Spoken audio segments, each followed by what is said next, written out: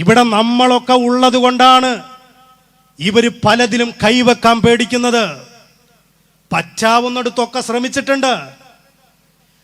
നമ്മുടെ പണ്ഡിതന്മാരും ഈ പ്രസ്ഥാനവുമുള്ളത് കൊണ്ടാണ്. അല്ലെങ്കിൽ ഇവർ എന്തെല്ലാം ഇവിടെ നിന്ന് ഇല്ലാതാക്കിയനെ. ഇവിടെ വന്ന് പ്രസംഗിച്ച മൗലവി ചോദിക്കാൻ, നാരിയത്തു സ്വലാത്ത് ഇസ്ലാമിലുണ്ടോ?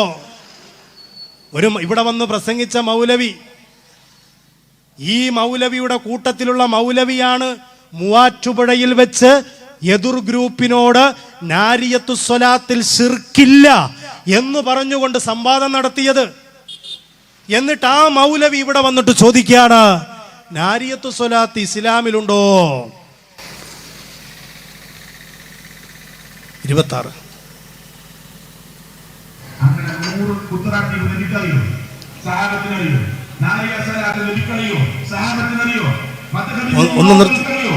ഒന്ന് നിർത്തിക്കേ. മൂപ്പർ ആദ്യം ചോദിച്ചത് എന്താ? കുത്തുറാത്തീബ് നബിക്കറിയോ? കുത്തുറാത്തീബ് നബിക്കറിയോ? സ്വഹാബത്തിനറിയോ? എൻ്റെ സഹോദര, കുത്തുറാത്തീബ് എന്ന് പറഞ്ഞാൽ മഹാന്മാരുടെ ഇസ്തിഗാസയുടെയും തവസ്സിലിൻ്റെയും അടിസ്ഥാനത്തിൽ ചില സന്ദർഭങ്ങളിൽ ചില ആളുകൾ കാണിക്കുന്ന ദിക്റുമഞ്ച മജ്ലിസുമായി ബന്ധപ്പെട്ട കാര്യമാണ്. അത് നബിക്ക് അറിയില്ലെങ്കിൽ പോട്ടെ. എന്നാൽ ഞാൻ വേറൊരു ക്ലിപ്പ് കാണിച്ചു തരാം. അത് കുപ്പിച്ചില്ല് റാത്തീബാണ്. നമ്മൾ കുത്തുറാത്തീബ് നടത്തുമ്പോഴാണല്ലോ പ്രശ്നം. നിങ്ങൾ നോക്കൂ, 27ാമത്തെ ക്ലിപ്പൊന്ന് വെച്ചു കൊടുത്ത കുപ്പിച്ചില്ല് തൗഹീദ് എന്ന് കാണാം. ഇനി അടുത്തത് കുപ്പിച്ചില്ല്. കുപ്പിച്ചില്ല് നടക്കാൻ പേടിയാണ്. കുപ്പിച്ചില്ല് പേടിയാണ്. കുപ്പിച്ചില്ല് നടന്നു നോക്കിയിട്ടുണ്ട്. കുപ്പിച്ചില്ലിൽ നടക്കാൻ വളരെ സിമ്പിളാണ്. അതിന് ചെറിയ ചെറിയ മുറികളാണ് വരുന്നത്. അത് ചെറിയ പൊട്ടികൾ നമ്മുടെ ശരീരത്തിൽ കയറിയ ചിലപ്പോൾ മരണം വരെ സംഭവിക്കാം. പക്ഷെ നമ്മുടെ മനസ്സിന് ശക്തി ഉണ്ടെങ്കിൽ, മൈൻഡ് പവർ ഉണ്ടെങ്കിൽ നമുക്ക് എന്തും ചെയ്യാൻ കഴിയും. അതാണ് ഇന്നിവിടെ കാണിച്ചു തരുന്നത്. നമ്മളെ വളണ്ടിയേഴ്സിൻ്റെ ഇവിടെ നിങ്ങൾക്ക് നമ്മൾ കാണിച്ചു തരും. താല്പര്യമുള്ള 2-3 പേർക്ക് വേണമെങ്കിൽ നടക്കാനുള്ള അവസരമുണ്ട്. കാരണം സമയം വളരെ ചുരുക്കമാണ്. 15 മിനിറ്റാണ് നമുക്ക് ആകെ. ഒന്ന് ഓടിച്ചു കേട്ടോ, സമയം ചുരുക്കമാണ്. ബാക്കിയൊക്കെ അവർക്ക് കാലിന് ശേഷിയില്ല, 80% ഡിസ്റ്റർബിൾഡ് ആണ്. പക്ഷെ ആള് ഞാൻ നടക്കാം. അപ്പൊ അദ്ദേഹത്തിന്റെ ആ അഭ്യാസം കൂടി ഒന്ന് നമുക്ക് കാണാം.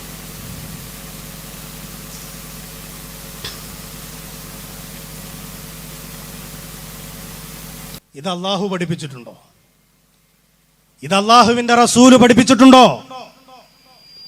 ഇത് ഏത് കിതാബിലാ ഉള്ളത്? മൗലവിമാരെ, നിങ്ങളുടെ വേദിയില് നിങ്ങൾ നടത്തിയ കലാപരിപാടിയാണ്.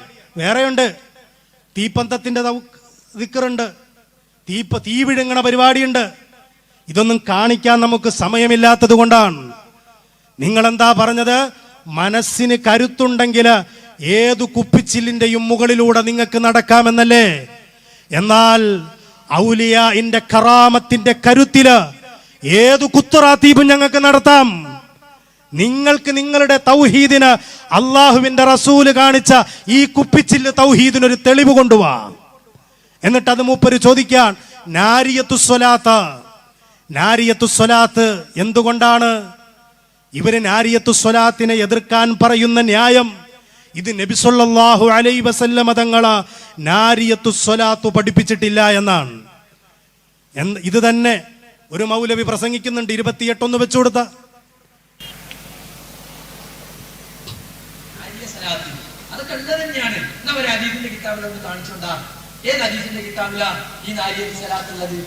സുഹൃത്തുക്കളെ, നാരിയത്ത് സലാത്ത് എന്ന സ്വലാത്തിനെ സംബന്ധിച്ച് സ്വലാത്ത് ഇബാദത്താണ്.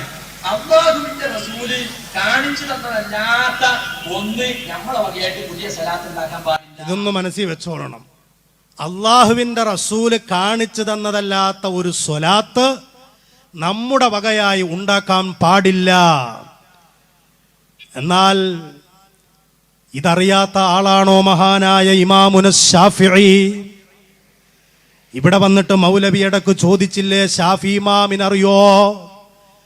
ഷാഫി ഇമാമ് അവിടുത്തെ ഇഖ്തിലാഫുൽ ഹദീസ് എന്നൊരു ഗ്രന്ഥമുണ്ട്. അതിൻ്റെ തുടക്കത്തിൽ തന്നെ ഷാഫി ഇമാമ് പഠിപ്പിക്കുന്ന ഒരു സ്വലാത്തുണ്ട്. ഫസല്ലല്ലാഹു അലാ നബിയിനാ കുല്ലമാ ദക്കറഹു الذاكرون وغفل عن ذكره الغافلون وصلى عليه في الأولين والآخرين أفضل وأكثر وأزكى ما صلى على أحد من خلقه എന്നിങ്ങനെ പറഞ്ഞിട്ട് മഹാനായ ഇമാം ശാഫിഈ ആ സ്വലാത്ത് തിരുനബിയുടെ മഹത്വം ഇങ്ങനെ പറഞ്ഞ് അവസാനം പറയുന്നു, ഫലം തുംസിബിനാ നിഅമത്തുൻ ലഹറത് വലാ ബതനത് ലിൽനാ ബിഹാ ഹല്ലം ഫീ ദീനിൻ വദുനിയാ ഔ ദുഫിഅ ബിഹാ അന്നാ മക്റൂഹും ഫീഹിമാ വഫീ വാഹിദിൻ മിൻഹുമാ ഇല്ലാ വമുഹമ്മദുൻ സല്ലല്ലാഹു അലൈഹി വസല്ലമ സബബുഹാ. എന്താ പറഞ്ഞത്? ദുനിയാവിൽ ഞങ്ങൾക്ക് കിട്ടുന്ന എന്തെല്ലാം അനുഗ്രഹങ്ങളുണ്ടോ, ഏതെല്ലാം നേട്ടങ്ങളുണ്ടോ, അതിൻ്റെയൊക്കെ കാരണം മുഹമ്മദുർ റസൂലുള്ളാഹ് സല്ലല്ലാഹു അലൈഹി വസല്ലം. ഹദീസിൽ വരാത്തൊരു സ്വലാത്തും ചൊല്ലാൻ പാടില്ല എന്നാ മൗലവി പറഞ്ഞത്. അതുകൊണ്ടാണ് നാരിയത്തു സ്വലാത്തിനെ എതിർക്കുന്നത് എന്നാ പറഞ്ഞത്. എന്നാൽ അതേ മൗലവി തന്നെ കുറച്ചു കാലം കഴിഞ്ഞപ്പോ തിരുത്തി പറയാണ്, ഏതു സ്വലാത്തും ചൊല്ലാം, ഏതു ഭാഷയിലും ചൊല്ലാം. 29 ഇത് ഏത് ഭാഷയിലും ആകാം. ഒരാൾക്ക് മലയാളത്തിൽ പറയണം, അല്ലാഹുവേ റസൂലുള്ളാഹിക്ക് സമാധാനം നൽകണേ, റസൂലുള്ളാഹിക്ക് അനുഗ്രഹം ചെയ്യണേ എന്ന് മലയാളത്തിൽ പറഞ്ഞ അതൊരു സ്വലാത്ത് തന്നെയാണ്. ഒരു തെറ്റുമില്ല അതില്. ഏത് ഭാഷ ഉപയോഗിക്കാം. പിന്നെ ഒരാൾ അങ്ങനെ സ്വലാത്തിന്റെ കൂട്ടത്തില് മഹാനായ റസൂലുള്ളാഹി സ്വല്ലല്ലാഹു അലൈഹി വസല്ലമ ഞങ്ങൾക്ക് ഹിദായത്തിന് കാരണക്കാരായ റസൂലുള്ളാഹി സ്വല്ലല്ലാഹു അലൈഹി വസല്ലമ അദ്ദേഹത്തിന് നീ സ്വലാത്തും സലാമും നൽകണേ, അദ്ദേഹത്തെ നീ അനുഗ്രഹിക്കണേ, അദ്ദേഹത്തെ ഞങ്ങളോടൊപ്പം സ്വർഗത്തിൽ ഒരുമിച്ച് കൂട്ടണം. അദ്ദേഹത്തെ ഞങ്ങളോടൊപ്പം സ്വർഗത്തിൽ ഒരുമിച്ച് കൂട്ടണേന്ന്. ആരെ? നബി സല്ലല്ലാഹു അലൈഹി വസല്ലമ തങ്ങളെ മൂപ്പരോടൊക്കെ ഒപ്പം സ്വർഗത്തിൽ ഒരുമിച്ച് കൂട്ടണമെന്ന്. ഇതാണ് ഇവരുടെ വിശ്വാസം.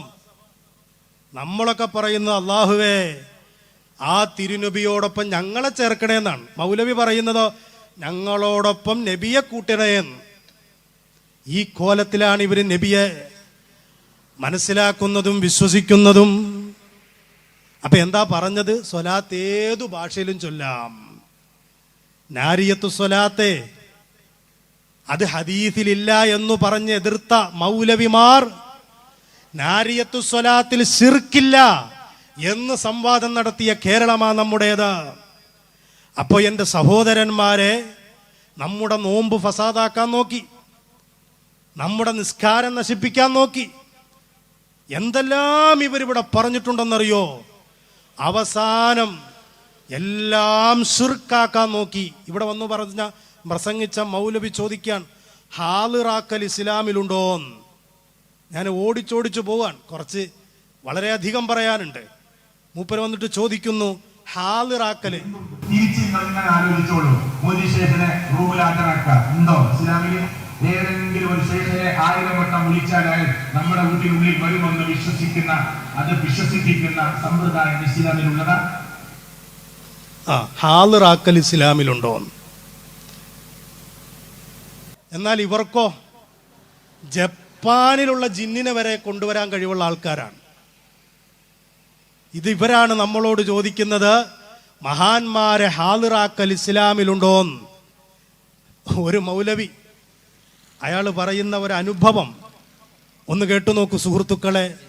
ജോലി ചെയ്ത ഒരു വ്യക്തി, അദ്ദേഹത്തിന്റെ കുഞ്ഞിന്റെ ശരീരം മുഴുവൻ ചൊറിഞ്ഞിട്ട് വാപ്പയോ ഉമ്മയോ ഉറക്കമൊഴിഞ്ഞിരിക്കും മാന്താൻ വേണ്ടിയിട്ട്.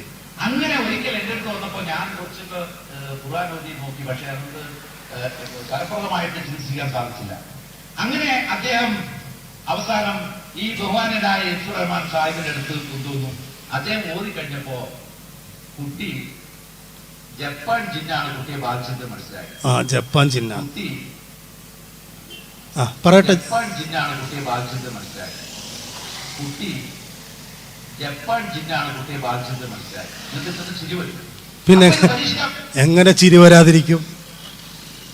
മൂപ്പർക്ക് തന്നെ അറിയാം പറയുന്നത് പൊട്ടത്തരാണ്.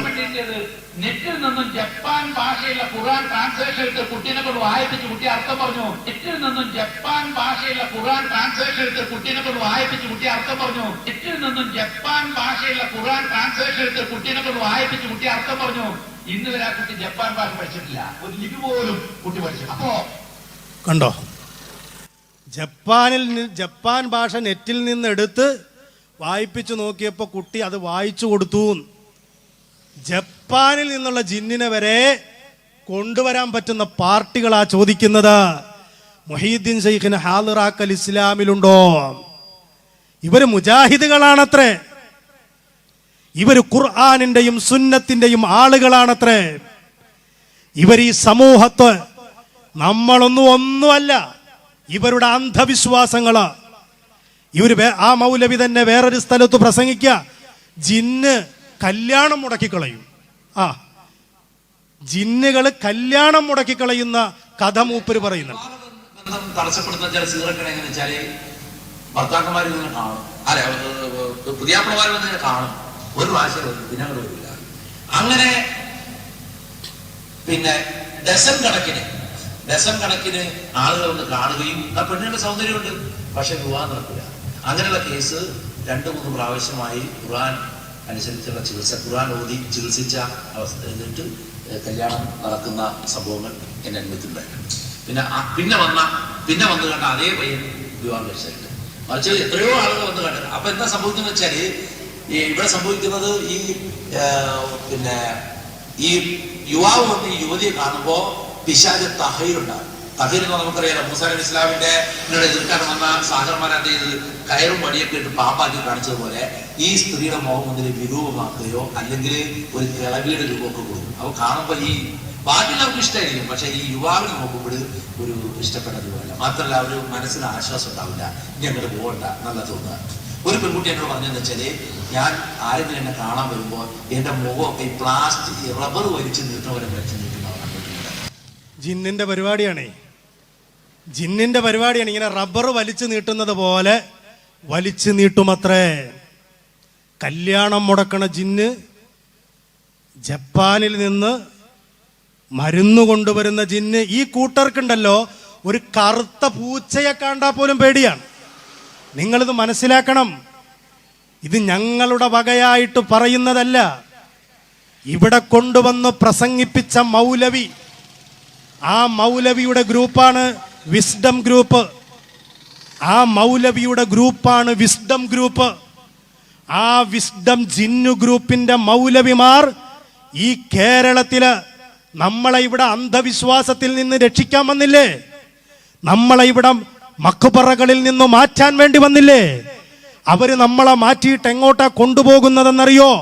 ജപ്പാൻ ജിന്നിന്റെ കൂട്ടത്തിലേക്കാ, കല്യാണം മുടക്കുന്ന ജിന്നിന്റെ കൂട്ടത്തിലേക്കാ. ഒരു കറുത്ത പൂച്ചയെ കണ്ടാൽ പോലും പേടിക്കുന്ന അവസ്ഥയിലേക്ക് ഇവിടെയുള്ള മുസ്ലിമിനെ കൊണ്ടുപോകാനാണ് ഈ ജിന്നു മൗലവി ഈ വേദിയിൽ വന്നു പ്രസംഗിച്ചത്. എന്നിട്ടോ തൊട്ടടുത്ത് കാഞ്ഞരമറ്റത്ത് വെച്ച് വേറൊരാള് വേദനയോടുകൂടി പറയുന്നതൊന്ന് കേട്ടു നോക്കൂ. നമസ്കാരം കഴിഞ്ഞ് തിരിച്ചു വരുമ്പോ വീട്ടിലേക്ക് അയാൾ കയറാൻ സമയത്ത് സ്റ്റെപ്പിന്റെ അടുത്ത് നിന്നിട്ട് ഒരു കറുത്ത പൂച്ച അയാളെ തുറച്ചു നോക്കി. ഒരു കറുത്ത പൂച്ച, മാരിമ നമസ്കാരം കഴിഞ്ഞ് പെരയിലേക്ക് വരുന്ന ഒരാളെ ഒരു കറുത്ത പൂച്ച സ്റ്റെപ്പിന്റെ അടുത്ത് നിന്നിട്ട് തുറച്ചു നോക്കി. അയാൾ ഉറച്ചു തീരുമാനിച്ചു അത് ജിന്ന് തന്നെയാണ്. അകത്ത് പോയി എയർ ഗൺ എടുത്തു, പുറത്തു വന്നു, പൂച്ചക്ക് ഷൂട്ട് ചെയ്തു. ഇത് കേരളമാണ്, ഇത് കേരളമാണ്. ഇവർ മുജാഹിദുകളാണ്. മുജാഹിദ് തന്നെയാ, സുന്നികളല്ല. ഇവരാണ് ഇസ്ലാഹി പ്രസ്ഥാനത്തിന്റെ പിൻഗാമികൾ. പറയണം കേരളത്തോട്. ഞങ്ങളെന്ത് പറയാനാ? ഒക്കെ നിങ്ങൾ തമ്മിൽ പറഞ്ഞു തീർത്താ മതി. പക്ഷെ ഞങ്ങൾക്കൊന്നറിയാം, ഞങ്ങൾക്കൊന്നു പറയാനുണ്ട്. നിങ്ങൾ ഖുർആനും ഹദീസും എന്നൊക്കെ പറഞ്ഞ് ഈ ആൾക്കൂട്ടത്തിന്റെ ഇടയിൽ വന്ന് ഇത്തരത്തിലുള്ള അന്ധവിശ്വാസത്തിലേക്ക് ആളെ കൂട്ടിക്കൊണ്ടുപോകുന്ന ആൾക്കൂട്ടങ്ങളാണ്. അത് ഞങ്ങൾക്കറിയാം. എന്നിട്ടോ അവിടം കൊണ്ടും തീരുന്നില്ല സഹോദരന്മാരെ. ജിന്ന് വയറിനുള്ളിൽ നിന്ന് ഉരുണ്ട് കയറി കയറി കയറി തൊണ്ടയിൽ വന്നങ്ങനെ നിൽക്കുക. തൊണ്ടയിൽ വന്നിട്ട് ഇങ്ങനെ നിൽക്കാണ് ജിന്നുകള്. ആ ജിന്ന് പുറത്തേക്ക് ചാടിയ ആള് മരിച്ചു പോകും. ഇത് കേരളത്തിലാ പറഞ്ഞത്. ഇവിടെ വന്ന വിസ്ഡം ഗ്രൂപ്പുകാരാ പ്രസംഗിച്ചത്. വേറൊരു മൗലവി വേദനയോടെ പറയാൻ കേട്ടു നോക്ക്. എന്റെ നാട്ടിലെ പരിസരത്ത് നിന്നാണ് ഞാനിത് നിങ്ങളോട് സംസാരിക്കുന്നത്. വേദനയോടുകൂടെ തന്നെയാണ്, എന്റെ ഹൃദയം തൊട്ട് മനസ്സ് തൊട്ട് വലിയ വേദനയോടുകൂടെയാണ് ഞാൻ നിങ്ങളോട് സംസാരിക്കുന്നത്. പാരമ്പര്യവും പഴക്കവും ഇസ്ലാഹി പ്രസ്ഥാനത്തിന്റെ തറവാട്ടിലേറെ പറയാനുള്ള ഏറെ പുകഴ്പ്പെട്ട ഒരു കുടുംബത്തിൽ നിന്ന് രോഗിയായ ഒരു വ്യക്തിയെ, ആ രോഗം ബാധിച്ച് അദ്ദേഹത്തിന് ജിന്നുബാധയാണ് എന്ന കുടുംബവും സുഹൃത്തുക്കളും ബന്ധുക്കളും ഒക്കെ വിലയിരുത്തിയിട്ട് അയാളെ ചികിത്സിക്കാൻ വേണ്ടി കൊണ്ടുപോകുന്നു.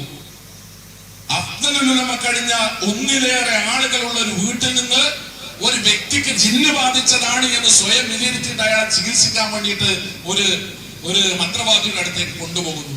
അയാളെ കൊണ്ടുപോയി ചികിത്സിക്കുന്നതിന് വേണ്ടി ഇരുത്തി ചികിത്സിച്ചു കൊണ്ടിരിക്കെ പരിശുദ്ധ ഖുർആന്റെ ആയത്തുകൾ ഇങ്ങനെ ഓതി, അതാണ് പോലും ചികിത്സ നടന്നത്. ഓതിക്കൊണ്ടിരിക്കുമ്പോ ഈ രോഗിയുടെ വയറ്റിന്റെ അകത്തുനിന്ന് ഒരു മുഴ അതിങ്ങനെ ഉരുണ്ട് മെല്ലെ മെല്ലെ നെഞ്ചിലൂടെ അങ്ങനെ മേലേക്ക് കയറി വന്നു. ജിന്നാണ്. ശരീരത്തിന്റെ അകത്തുനിന്ന് പുറത്തേക്ക് ഓത്തിങ്ങനെ കേൾക്കുമ്പോ ശരീരത്തിന്റെ അകത്തുനിന്ന് പുറത്തേക്ക് വരികയാണ്. ഏതെങ്കിലും ഖുറാഫി കുടുംബത്തിലെ കഥയല്ല ഞാൻ പറയുന്നത്. മരിക്കുന്നത് വരെ ഇസ്ലാഹി പ്രസ്ഥാനത്തിന്റെ സംസ്ഥാന തലത്തിൽ അമരത്തിരുന്ന ഒരു മഹാവ്യക്തിയുടെ വീട്ടിനകത്ത് നിന്ന് രോഗിയായ ഒരു മനുഷ്യരെ മാതൃകന്റെ അടുത്ത് മന്ത്രവാദിയുടെ അടുത്ത് കൊണ്ടുപോയിട്ട് ചികിത്സിച്ച് അതിനെപ്പറ്റി അതിന്റെ ആളുകൾ വിശദീകരിക്കുന്ന കഥയാണ്. അതിങ്ങനെ ഉരുണ്ടുവന്നു.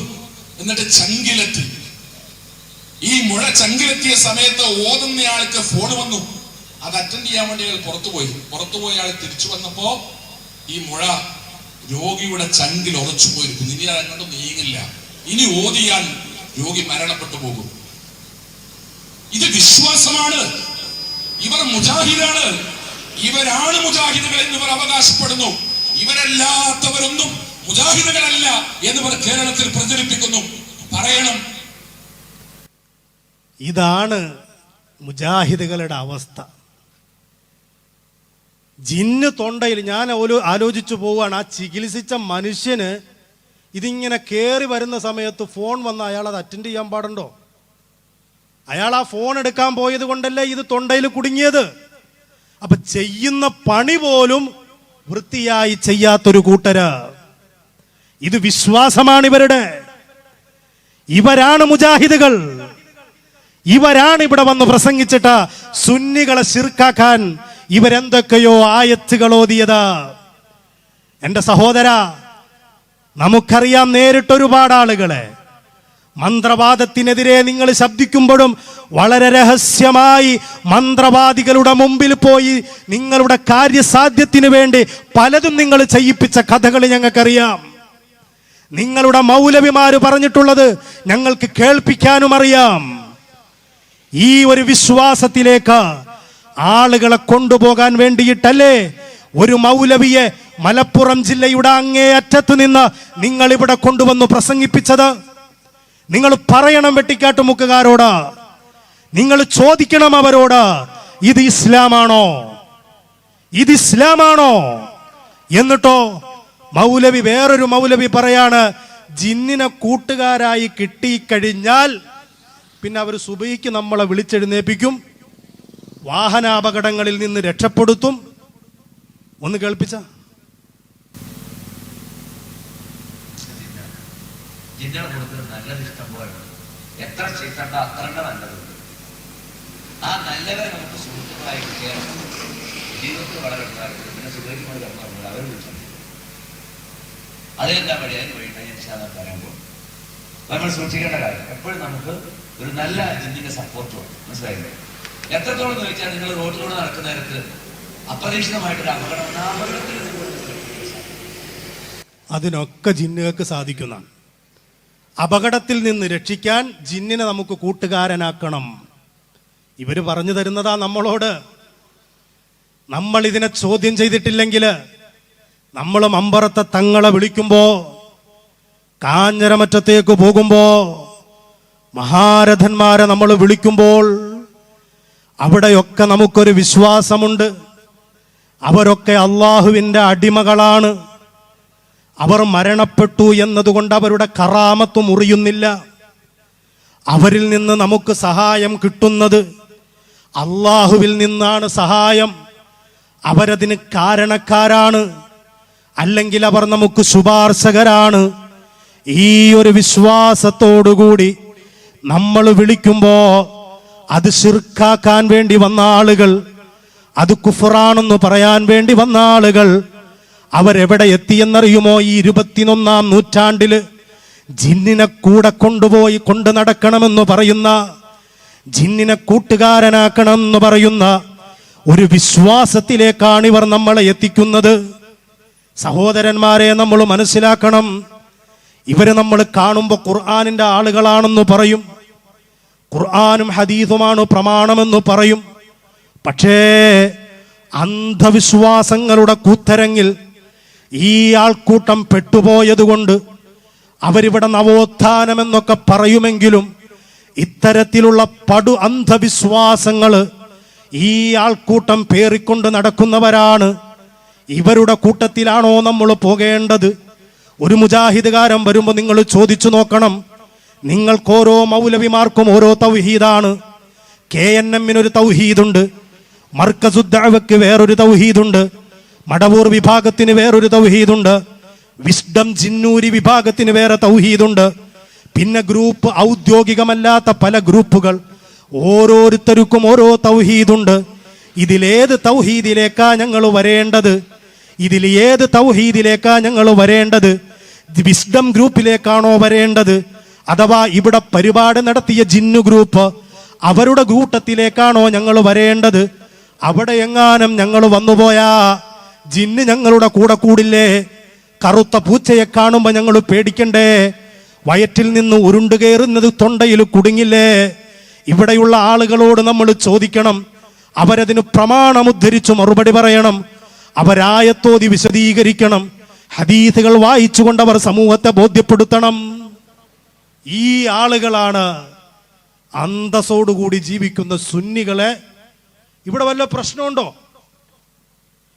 ഒരു പ്രശ്നവും ഇല്ലാത്ത ഈ നാട്ടിൽ വന്നിട്ട് നിങ്ങൾ ചെയ്യുന്ന പണിയൊക്കെ ശിർക്കാണ്. മൗലിദോദിയ ശിർക്ക്, നബിദിനം നടത്തിയ ശിർക്ക്. മൂപ്പര് നബിദിനത്തെയൊക്കെ ചോദിക്കുന്നുണ്ട്. നബിദിനം നടത്താൻ പറ്റുമോ, ഹദീസുണ്ടോ എന്നൊക്കെ ചോദിക്കുന്നതിന് മുമ്പ് മൗലവി സ്വന്തം നേതാവ് ഇബ്നു തൈമിയ്യ അദ്ദേഹത്തിന്റെ മജ്മൂഉൽ ഇഖ്തിലാഉസ് സിറാത്തിൽ മുസ്തഖീം എന്ന ഒരു ഗ്രന്ഥമുണ്ട്. അതിനകത്ത് അദ്ദേഹം നബിദിനത്തെ എതിർക്കാൻ വേണ്ടി എഴുതിയതാണ്. എന്നിട്ട് പോലും അദ്ദേഹം പറഞ്ഞു, ഫതഅലീമുൽ മൗലിദി വത്തിഖാദുഹു മൗസിമാ. ഒരാൾ മൗലിദിനെ, നബിദിനത്തെ ആദരിക്കുകയും അന്നേ ദിവസം ഒരു സദസ്സ് സംഘടിപ്പിക്കുകയും ചെയ്താൽ ഫലഹു അജ്റുൻ അലീം, അവർക്ക് വലിയ പ്രതിഫലമുണ്ട്.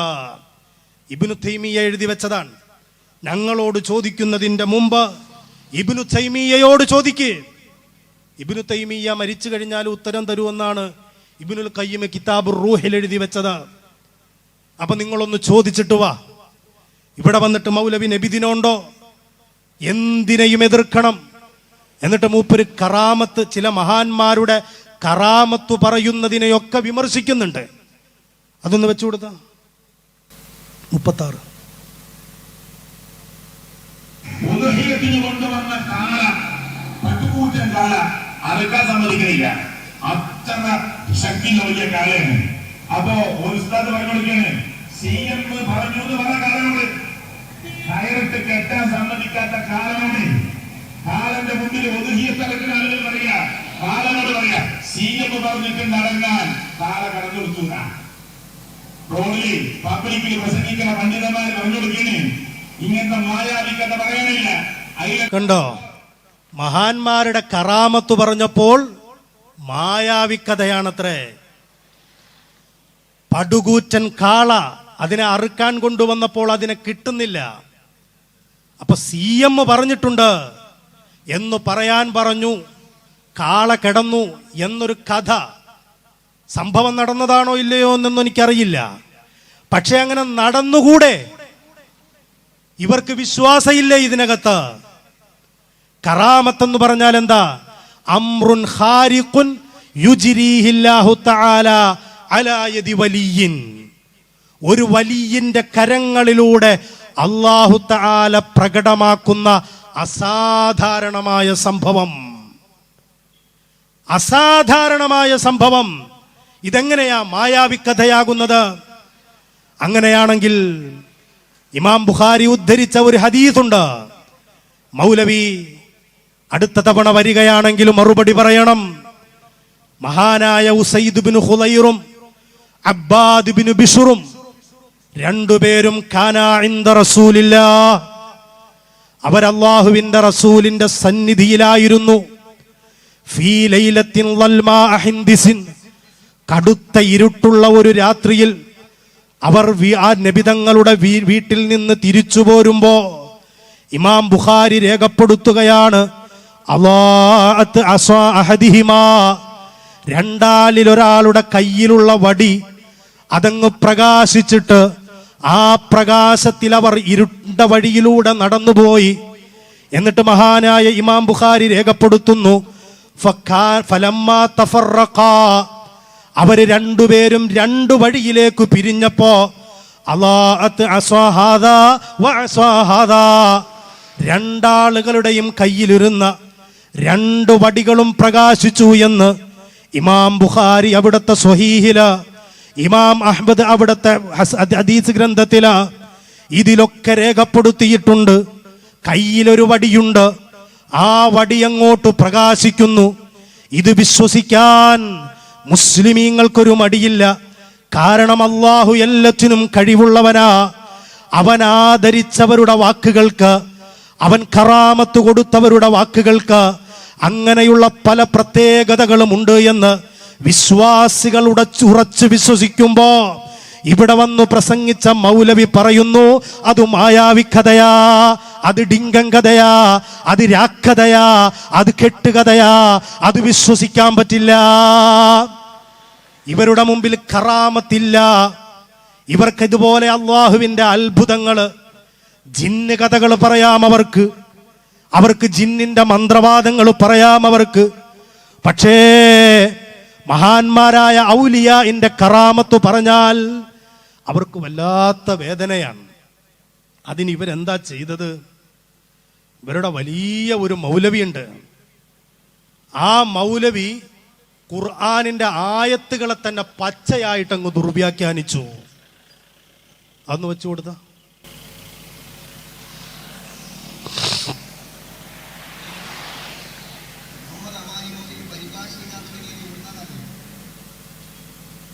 സൂറത്തുൽ ഇഖ്ലാസിന്റെ അവിടുന്ന് മേലക്കല്ല, സൂറത്തുൽ ഫാത്തിഹന്റെ അവിടുന്ന് താഴെക്കല്ല, അൽ കഹ്ഫിന്റെ അവിടുന്ന് പറയുന്നു. എന്താണ് അതിന്റെ കാരണം?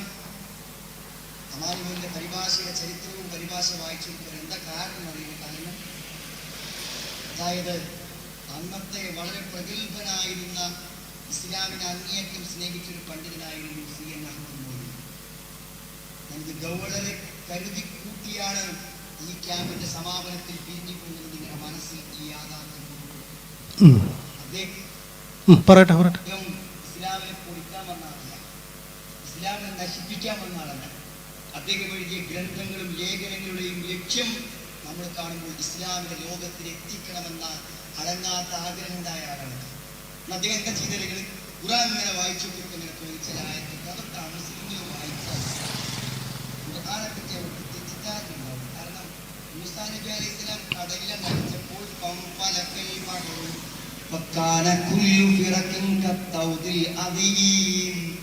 കടലിൽ വളർന്നു. ഇത് മണലും മണ്ണ് നിൽക്കുന്ന പോലെ വെള്ളം നിന്നു. ഒരു മുസ്ലിം വായിച്ചാൽ ഖുർആനെ പറ്റി തെറ്റിദ്ധാരണയുണ്ടാവും. കണ്ട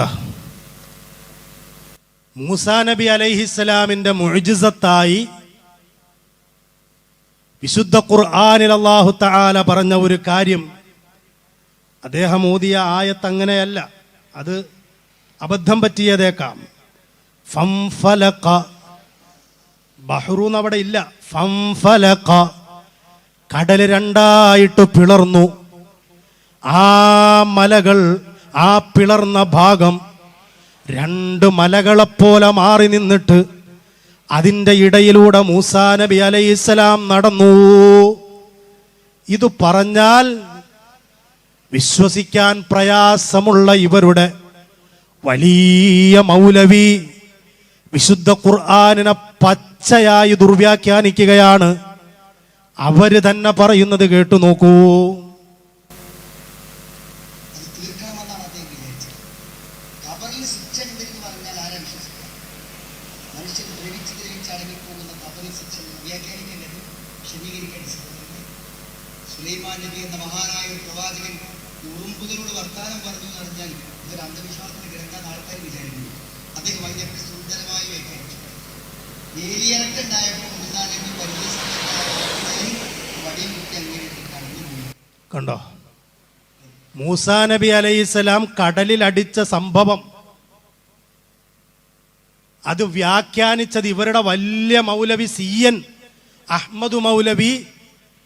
അദ്ദേഹം ഇത് വിശ്വസിക്കാൻ ആളുകൾ പ്രയാസപ്പെടുമെന്നോർത്തിട്ട് മൂപ്പരൊരു വ്യാഖ്യാനം കൊടുത്തതാ. വേലിയിറക്കം ഉണ്ടായപ്പോൾ മൂസാ നബി നടന്നുപോയി.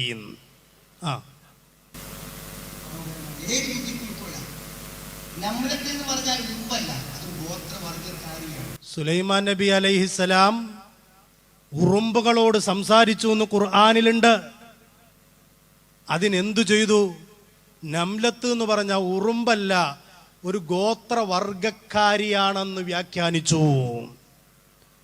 ഇവരുടെ കൂട്ടത്തിലാണോ നമ്മൾ കൂടേണ്ടത്? മഹാരഥന്മാരുടെ കറാമത്തുകൾ വിശുദ്ധ ഖുർആനിൽ അല്ലാഹു തആല പറഞ്ഞ മുഅ്ജിസത്തുകൾ പോലും, വിശുദ്ധ ഖുർആനിൽ അല്ലാഹു തആല പറഞ്ഞ മുഅ്ജിസത്ത് പോലും ഇവർക്ക് വിശ്വസിക്കാനുള്ള ഈമാനില്ല കൂട്ടരെ. എന്നിട്ട് അവരതിനെ ദുർവ്യാഖ്യാനിച്ച് പരിശുദ്ധ ഖുർആനിൽ പച്ചയായ കൈകടത്തലുകൾ നടത്തി മുസ്ലിമീങ്ങളുടെ ഈമാൻ ഇവർ നശിപ്പിച്ച് കളയുകയാണ്. എത്രത്തോളമെന്ന് വെച്ചാൽ, ഒരു കുഞ്ഞു പിറന്നു വീണ് ആ കുഞ്ഞു ഭൂമിയിലേക്ക് പിറന്നു വീഴുന്ന ആദ്യ സമയം ലാ ഇലാഹ അല്ലാഹു എന്ന നാമം കേൾക്കണം. ആ കുഞ്ഞിന്റെ വലത് ചെവിയിൽ വാങ്ക് കൊടുക്കണം, ഇടത് ചെവിയിൽ ഇഖാമത്തും കൊടുക്കണം. ആദ്യം ആ കുഞ്ഞ് അള്ളാഹുവിനെ കുറിച്ച് കേൾക്കണം. അതുപോലും തടയുന്നവരാണ് ഇവർ അതുപോലും ഇസ്ലാമിലില്ലാത്ത അനാചാരമാണെന്ന് പറഞ്ഞ് പച്ചയായി പ്രസംഗിച്ചിട്ടുണ്ട് കേരളത്തിൽ.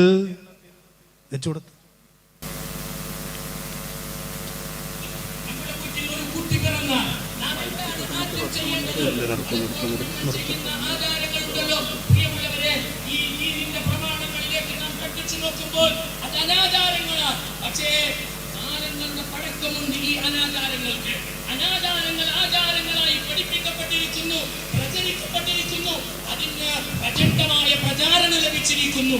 എന്നാൽ ആ രംഗത്ത് നമ്മൾ ദീനെടുത്ത് പരിശോധിച്ചു നോക്കുമ്പോ അത് ശരിയല്ല എന്ന് നമ്മൾ മനസ്സിലാക്കുന്നു. കുറെ കുട്ടികളിൽ കുട്ടി പറഞ്ഞാൽ ആദ്യം നാം ചെയ്യുന്നത് ചെവിയിൽ മാങ്ങ കൊടുക്കുന്നു, ഒരു ചെവിയിൽ ഇഖാമത്ത് കൊടുക്കുന്നു. എന്താണ് ഇതിന്റെ ഇസ്ലാമികമായ ഈ വിഷയത്തിലുള്ള ചരിത്രങ്ങൾ എപ്പോഴെങ്കിലും പഠിച്ചിട്ടുണ്ടോ? സല്ലല്ലാഹു അലൈഹി വസല്ലം തങ്ങളിൽ നിന്ന് അതിന്റെ ചരിത്രങ്ങൾ റസൂലിൽ നിന്ന് നിങ്ങൾ പഠിക്കുക, ഹദീസുകൾ നിങ്ങൾ പരിധി നോക്കി. ആ വിഷയത്തിൽ ഉദ്ധരിക്കപ്പെട്ടിട്ടുള്ള ഹദീസുകൾ ദുർബലമാണ്.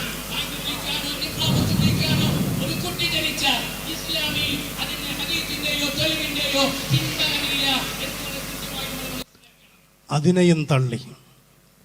ഒരു ചെറിയ കുട്ടി, ഇത് ആർക്കാ അറിയാത്തത്? ഇത് ഏതു മുസ്ലിമിനാ അറിയാത്തത്? ഒരു കുഞ്ഞ് ജനിച്ചാൽ അതിൻ്റെ വലത് ചെവിയിൽ വാങ്ക് കൊടുക്കണം, ഇടത് ചെവിയിൽ ഇഖാമത്ത് കൊടുക്കണം. ഇതിനെയൊക്കെയും പച്ചയായി ഹദീസ് ദുർബലമാണെന്ന് പറഞ്ഞ് തള്ളിക്കളഞ്ഞ ഈ കൂട്ടർ, ഞാൻ അവസാനിപ്പിക്കുന്നു എൻ്റെ മുസ്ലിമീങ്ങളുടെ എല്ലാ വിശ്വാസങ്ങളെയും നോമ്പിനെ നശിപ്പിച്ചത് നമ്മളിവിടെ കേട്ടു. ഒരു കുഞ്ഞിന് വാങ്ക് കേൾക്കാനുള്ള സ്വാതന്ത്ര്യം നിഷേധിച്ചത് കേട്ടു. എല്ലാം ഇത്തരത്തിൽ ഇവർ സ്വന്തമായി മതത്തിൽ ഗവേഷണം നടത്തി, മതത്തിൽ ഇവർ സ്വന്തമായ ഇജ്തിഹാദുകൾ നടത്തി. ഇവർ സ്വന്തമായി മതം പറഞ്ഞപ്പോൾ അള്ളാഹുവിൻ്റെ ദീനാണ് ഇവിടെ ഇല്ലാതാകുന്നത്. അള്ളാഹുവിൻ്റെ ദീനിനെയാണ് ഇവിടെ പച്ചയായി ഇല്ലാതാക്കാൻ വേണ്ടി ഇവർ ശ്രമിച്ചുകൊണ്ടിരിക്കുന്നത്. ഇവർക്കെല്ലാം ശിർക്കായി മാറുകയാണ്. കണ്ടതും കേട്ടതും പറഞ്ഞതും അറിഞ്ഞതും ഇരുന്നതും കിടന്നതും എടുത്തതും നോക്കിയതുമെല്ലാം ശിർക്ക്.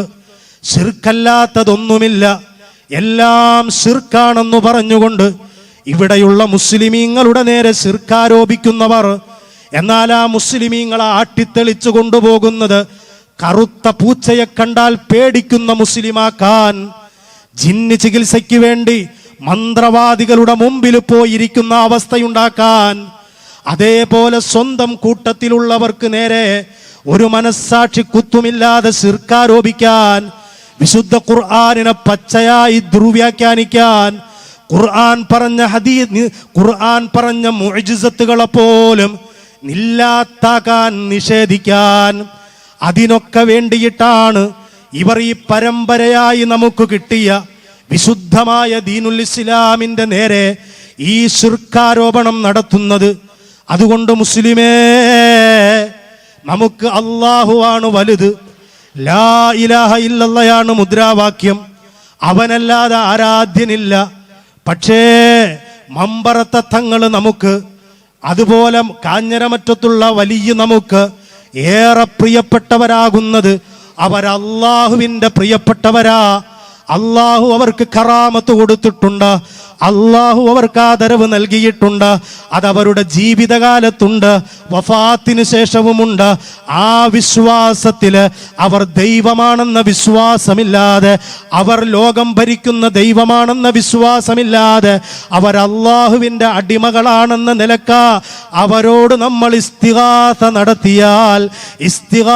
നടത്തിയാൽ അത് ശിർക്കാണെന്ന് തെളിയിക്കാൻ ഏതെങ്കിലും ഒരു മുജാഹിദുകാരനുണ്ടെങ്കിൽ ആയത്തോതിക്കൊണ്ട് നിങ്ങൾ ഇവിടെ പറയണം. മക്കാ മുശ്രിക്കുകളുടെ പേരില് മഹാനായ അബ്ദുല്ലാഹി ഇബ്നു ഉമർ റളിയല്ലാഹു അൻഹുമാ ഇമാം ബുഖാരി ഉദ്ധരിച്ച ഹദീസിൽ കാണാം, മഹാനവറുകൾ പറയുകയാണ്, അന്നഹു യറാഹു സിറാറു ഖൽഖില്ലാഹ്, ഒരു കൂട്ടം ആളുകളെ അല്ലാഹുവിൻ്റെ ദുനിയാവിലെ ഏറ്റവും കുഴപ്പം പിടിച്ചവരായി ഇബ്നു ഉമർ റളിയല്ലാഹു അൻഹുമ കാണുമായിരുന്നു. ആരാണവരെന്നറിയുമോ? ഇൻതലഖൂ ഇലാ ആയാത്തിൻ നസലത്ത് ഫിൽ കുഫാർ, കാഫിരീങ്ങളുടെ വിഷയത്തിൽ അവതരിച്ച ആയത്തുകള്, മക്കാ മുശ്രിക്കുകളുടെ വിഷയത്തിൽ അവതരിച്ച ആയത്തുകള്, ആ ആയത്തുകളുമായിട്ട് അവർ രംഗത്ത് വന്നിട്ട് ഫജഅലൂഹാ അലൽ മുഅ്മിനീൻ, ഈമാനുള്ള മുസ്ലിമിന്റെ നേരെ, വിശ്വാസമുള്ള സുന്നികളുടെ നേരെ, 5 നേരം നിസ്കരിക്കുന്ന, അല്ലാഹു അല്ലാതെ ഇലാഹല്ലെന്ന് ഉറക്ക പ്രഖ്യാപിക്കുന്ന ഇസ്ലാമിന്റെ മുസ്ലിമീങ്ങളുടെ നേരെ മക്കാ മുശ്രിക്കുകളുടെ ആയത്തുകൾ ഓതിക്കൊടുക്കുന്ന ഒരു കൂട്ടം ആളുകളുണ്ട്. അവരാണ് ഏറ്റവും കുഴപ്പം പിടിച്ചവരെന്ന് മഹാനായ മുത്തബിഉസ് സുന്ന അബ്ദുല്ലാഹി ഇബ്നു ഉമർ റളിയല്ലാഹു അൻഹുമാ പറഞ്ഞ സംഭവം ഇമാം ബുഖാരി അവിടുത്തെ ഹദീസിൽ രേഖപ്പെടുത്തിയിട്ടുണ്ടെങ്കിൽ, ഞാൻ പറഞ്ഞല്ലോ സുഹൃത്തുക്കളെ, മക്കാ മുശ്രിക്കുകൾ അവരുടെ വിഗ്രഹത്തോട് തേടിയ, അതിനെക്കുറിച്ചല്ല വിമർശിച്ച ആയത്തുകൾ കൊണ്ടുവന്നിട്ട് ദൈവമാണെന്ന് വിശ്വസിക്കാതെ, ഇലാഹാണെന്ന് വിശ്വസിക്കാതെ, ദിവ്യത്വമുണ്ടെന്ന് വിശ്വസിക്കാതെ, അള്ളാഹുവിൻ്റെ അടിമകളാണെന്ന് വിശ്വസിച്ചിട്ട് മഹാന്മാരെ വിളിക്കുന്ന ഞങ്ങളുടെ നേരെ ഇവിടെ വന്ന ഇടക്കരക്കാരൻ മൗലവി ആയത്തോതിയില്ലേ? അതിന് നിങ്ങളിവിടെ വേദി കൊട്ടി കൊടുത്തില്ലേ? അതിന് നിങ്ങളിവിടെ പെർമിഷൻ വാങ്ങിക്കൊടുത്തില്ലേ? ഇവിടെയുള്ള മുസ്ലിമീങ്ങളുടെ നേരെ ഗുരുതരമായ ഈ ശിർക്കാരോപണം നടത്തിയ നിങ്ങൾ, ഇബ്നു ഉമർ റളിയല്ലാഹു അൻഹു പറഞ്ഞതുപോലെ കുഴപ്പമുണ്ടാക്കാനല്ലേ, ഇവിടെ പ്രശ്നമുണ്ടാക്കാനല്ലേ ഈ പണിയുമായിട്ട് ഇവിടെ വന്നത്? ഞങ്ങളിവിടെ ഇതിനു മുമ്പ് ഇതുപോലെ മൈക്ക് കെട്ടിയിട്ട, സ്ക്രീന് കെട്ടിയിട്ട, നിങ്ങൾ വരുന്നതിനു മുമ്പ് ഞങ്ങൾക്കിതുപോലെ ആദർശം പറയേണ്ട അവസ്ഥ വന്നിട്ടുണ്ടോ? ഈ ആദർശം ഭദ്രമാ, ഈ ആദർശം കൃത്യമാ, ആരെയും വിമർശിക്കാതെ ഞങ്ങൾക്ക് ഞങ്ങളുടെ ആദർശം പറയാനുള്ള അടിത്തറ ഞങ്ങളുടെ കയ്യിലുള്ളപ്പോ നിങ്ങൾക്ക് 4 ആളുകളുടെ നേരെ 40 ശിർക്കാരോപണം നടത്തിയിട്ടല്ലാതെ നിങ്ങളുടെ തൗഹീദ് പറയാൻ കഴിയില്ല. അങ്ങനെ പറയുമ്പോഴാണ് ഞങ്ങൾക്കിങ്ങനെയുള്ള നിങ്ങളുടെ വിശ്വാസങ്ങൾ അതെടുത്തു പുറത്തേക്കിടേണ്ടി പറയേണ്ടേ വരുന്നത് അവസ്ഥ കൊണ്ടാണ്, അനിവാര്യത കൊണ്ടാണ്, നിർബന്ധമായതുകൊണ്ടാണ്. അതുകൊണ്ട് എൻ്റെ ശബ്ദം ശ്രവിക്കുന്ന എൻ്റെ സുഹൃത്തുക്കളെ, മുസ്ലിമീങ്ങളെ, ഈമാനോടുകൂടി ജീവിക്കണമെങ്കിൽ അള്ളാഹു പഠിപ്പിച്ച, അത് തിരുനബി വിശദീകരിച്ച, അത് സ്വഹാബത്ത് കേട്ട, അത് താബിഉകളിൽ അറിഞ്ഞ, അത് തബഉ താബിഉകളിലേക്ക് കൈമാറിയ, അവിടെ നിന്ന് ഇമാമുമാർ പഠിപ്പിച്ച ആ വിശ്വാസ പാത ഏതോ, അതല്ലാതെ ഒരു വിശ്വാസമില്ല, അതല്ലാതെ ഒരു ദീനില്ല. മതം അതെന്ന് പറയുന്നത് പാരമ്പര്യമാണ്. ആ പാരമ്പര്യത്തിനപ്പുറം ഇന്നലെ പടച്ചുണ്ടാക്കിയ ചില വാദങ്ങളുമായി ആര് വരുന്നോ അവരെ നമ്മൾ ചെവി കൊടുക്കണ്ട, അവരെ നമ്മൾ സ്വീകരിക്കണ്ട. അല്ലാഹു സുബ്ഹാനഹു വ തആല ആ സത്യം ബോധ്യപ്പെട്ട് ജീവിച്ചു മരിക്കാൻ നമുക്ക് ഭാഗ്യം നൽകുമാറാകട്ടെ.